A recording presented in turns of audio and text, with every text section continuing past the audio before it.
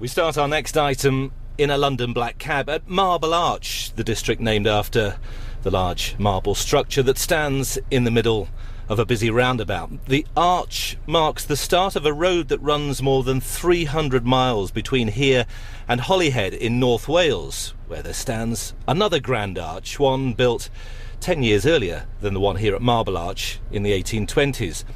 The London stretch of this road, the A5, is the subject of a new documentary film called The Road, a story of life and death by the documentary maker Marc Isaacs. Mark, I say it provides the focus of the film. In fact, it's the people who live along this stretch of the road, and more specifically people who have come from other countries to live here. Yeah, I mean, that's the basic premise of the film. I wanted to make a film about London during the year of the Olympics, and I thought, well, you know, the whole world's coming to London, but of course the whole world's here already. And at the time, I quite recently moved to West Hampstead, and I decided to look around me on the road where I live and to start to talk to people that I ordinarily just walk past every day. What do you want to do in London? Sing in bars, just find my feet, do more work. There's nothing back home in Ireland anymore. I didn't really have to leave home, but I left home, and when I did, very hard to find your way back. You don't fit in back in Ireland, and you don't fit in 100% here either. How did you come to arrive in England? Because Hitler came to Vienna, and everybody had to get out. And my mother was taken by the Germans. Never saw it again. Let's start driving in that northwesterly direction towards Holyhead. We're not going to get that far, okay. And point out some of the landmarks on the way. Right, so as we set off, this stretch of the road is known as the Edgware Road. We spent a lot of time at this section of the road. You know, it's sort of a reflection of the Middle East, really, Lebanese restaurants, and at night it's quite vibrant, people from all over the world here. Yeah. It was quite actually difficult to tap into this community. There was a lot of paranoia about talking to the press, but we found people who were willing to share their lives with us. We found a man who owns a pharmacy on the road, just here actually, on this bit of the Edgware Road, who is a sort of leader of the Shiite community, and he told us about this march that they do to commemorate the death of Hussein, one of their prophets.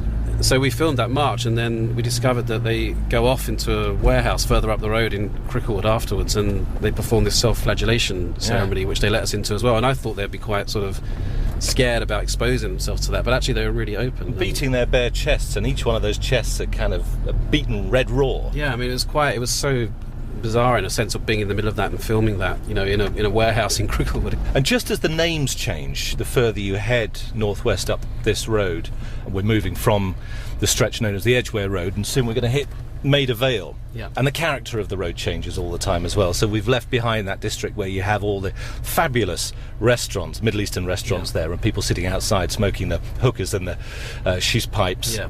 And it's about to change as we get past these traffic lights. Well, just here in Maida Vale, I met Peggy. Somebody in a shop just up here told us about Peggy. He said, you know, you must meet this woman, she's amazing. And we went round to talk to her, and she was very, very open. She immediately told us about her story, how she ended up here. She came over from Vienna just as the war broke out, and has lived here all her life, and you know, was really well known in the community. They called her the Queen of Maida Vale.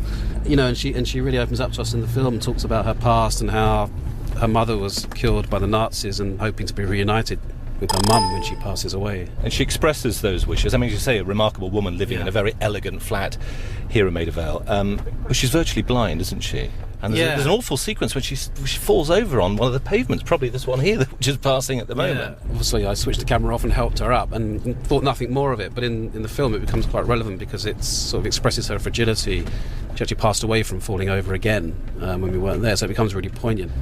Because she had talked to you earlier about missing her mother every day after all these years, and she talked about welcoming death when it happened. So actually, when she does die in the film and you're at the funeral, it's quite in a way, a joyous occasion, and buoyed along by Peggy's daughter. Yeah, it is, and her daughter was really keen that we filmed everything, which was useful because in the filmmaking terms, it posed the dilemma of how you actually deal with that, in the film terms. I mean, we're just actually going past the hotel now where I met Iqbal, the concierge. And that hotel that we've just passed, that's almost a threshold, isn't it? Because this is a really marked change ahead of us. Becomes Kilburn High Street. And there are a lot of Irish characters in the film, including former labourer, man who worked on the railways for many years here, dug the roads, a guy called Billy. And that's another tragic story in your film. I mean, he's an alcoholic. We see him shaking with the DTs as he's pouring himself a huge tea mug full of vodka. And he dies in the film as well. In fact, I think you found him, didn't you? Yeah, myself and the researcher discovered him in his flat. We hadn't heard from him over Christmas. We got concerned, and we ended up going to his flat and discovered him there. In the early days of the research, you would find people like Billy wandering the streets here, you know, who they're sort of people that time has forgot. You know, they came over for a very specific purpose, and now, you know, they're not working, and they've cut themselves off from their families. And as Billy says in the film, you know, it's you can't really go back, and you don't quite fit in over here. And I think that was really poignant to me. And you'd see these characters around, you know, walking around all the time. So I specifically sought out somebody like him to express that story. And in the voiceover, you say that you found him in his flat and he'd been dead for 3 days. Yeah. Now, in the hands of another filmmaker, that's a scene that could have been milked in a very melodramatic way, but you chose not to make too much of that. You cut straight to the wake, to his friends having a drink in his name. Yeah, exactly. And I think as a filmmaker, you have to have a sort of respectful distance on what you're filming. So we filmed the wake in the pub, and you know, we sense his loss through that situation. Yeah. Down by Killarney, green woods that we strayed. The film is bookended in a way by a young girl who comes from Ireland, a girl called Kielta, who starts the film as she gets off the ferry at Holyhead, passes through that archway, the Admiralty Arch in North Wales, heading down towards Marble Arch that we started this interview at, and we see her at the end of the film singing her lungs out in an Irish pub just along here, and she says at the beginning, almost innocently, I want to kind of make my mark, I want to kind of sing in bars. And when we actually hear her sing, you can see why. Where was she? Just along here? Yeah, we met her in this pub here called the Colin Campbell. We're going past right now. Yeah. We've got this posters of the film up on the window in the pub there. Ah! She was working behind the bar, and she said, you should come back in the evening. You know, they have sessions there, and during that session she just started singing Black is the Colour. And she has a real talent, and you know, I think her experience of coming over here is going to be very different from, you know, that generation that Billy belonged to. I think. So did you first meet her here then? You met her in the pub? We met her here, and I decided to, you know, recreate, in inverted commas, her journey, because I wanted to get that sense of the two ends of the road in the film. Ah, so that's reconstruction then. You don't normally do that, do you?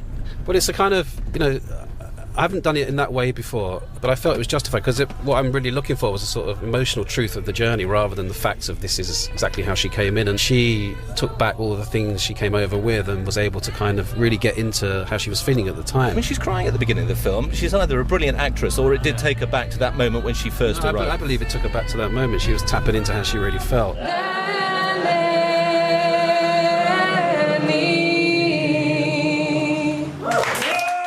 And Marc Isaacs' film The Road, A Story of Life and Death is in selected cinemas now, certificate PG, and it's due for DVD release on March the 25th.